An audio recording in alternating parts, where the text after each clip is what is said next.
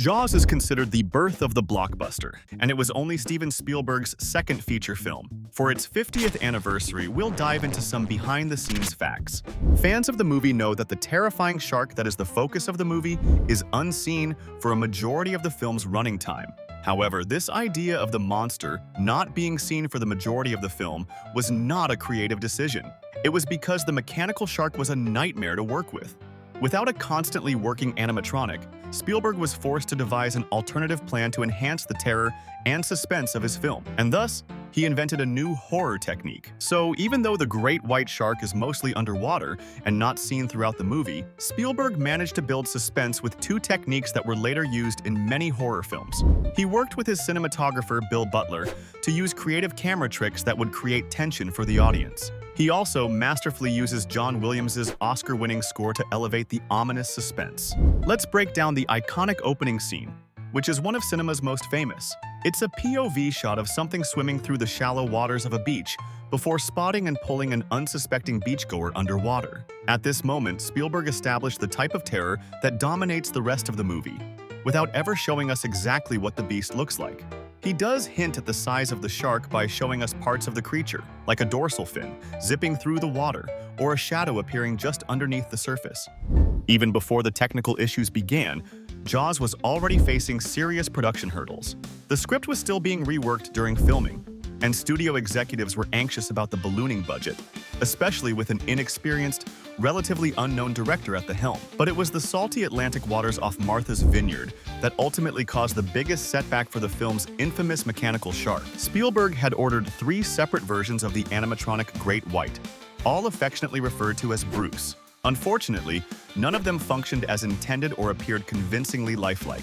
Disaster struck when Bruce was first lowered into the waters of Nantucket Sound. He sank almost immediately. It became painfully clear that the shark had only been tested in fresh water, and the salt water rapidly began to corrode both the exterior and the internal mechanics, including the pneumatic systems. The result? Bruce was nearly inoperable. The sharks frequently malfunctioned thanks to many factors like bad weather, hoses taking on salt water, frames fracturing due to water resistance, and even electrolysis. Bob Matty, who created the animatronic design, has mentioned in interviews that the sharks got a new skin every week while filming. As the budget spiraled out of control, Spielberg feared his directing career might be over before it truly began. But the malfunctioning shark forced him to pivot, relying on suggestion and suspense rather than full visual reveals. Ironically, Spielberg later credited this limitation with enhancing the film's suspense. Referring to Bruce in frustration, he once remarked that the great white turd ended up being a key factor in making the movie as terrifying as it was, saying, "The film went from a Japanese matinee horror flick to more of a Hitchcock, the less you see the more you get thriller." Several of the shots were ruined thanks to small sailboats that would come into frame. Production designer Alves admired Martha's Vineyard's uninterrupted horizon line, but that was during winter when they were deep in pre-production. The decision to film in the actual ocean made it harder when cameras rolled on July 1st, at the peak of the vineyard's summer season. Executives at Universal told Spielberg to just write the sailboats into the story and script, but Spielberg said they couldn't. You have 3 guys out in a rickety boat, hunting a killer shark. What kind of menace is there going to be if there is a family of 4 only 50 feet away having a picnic? There were also incidents with the cast. Carl Gottlieb, who starred as Meadows and was one of the screenwriters, was nearly decapitated by the boat's propellers in one scene.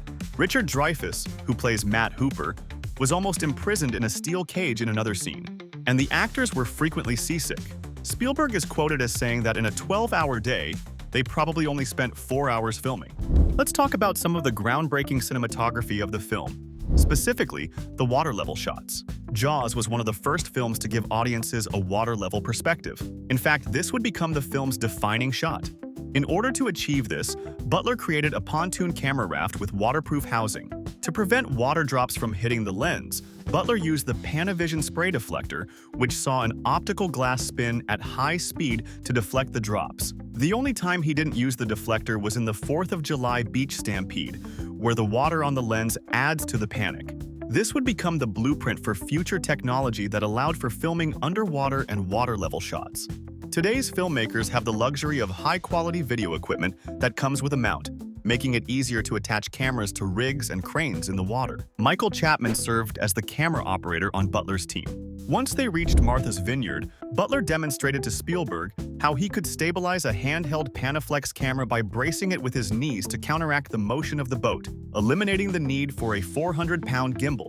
Spielberg approved of the approach. About 90% of the shots on the boat were handheld, Butler recalled. Michael was intrigued by the idea and was very good at it. We did things that we probably wouldn't have tried without the lightweight camera.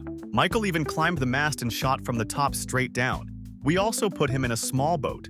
Throughout the filming of Jaws, Butler worked closely with Spielberg, often in the water. He engineered a unique camera platform that moved with the waves, making it easier to transition between underwater and surface-level shots. To accommodate extended surface shots, he modified the typical water box that protected the camera during aquatic filming. Butler is also credited with rescuing footage from a submerged camera, explaining that seawater has chemical similarities to saline-based film developers.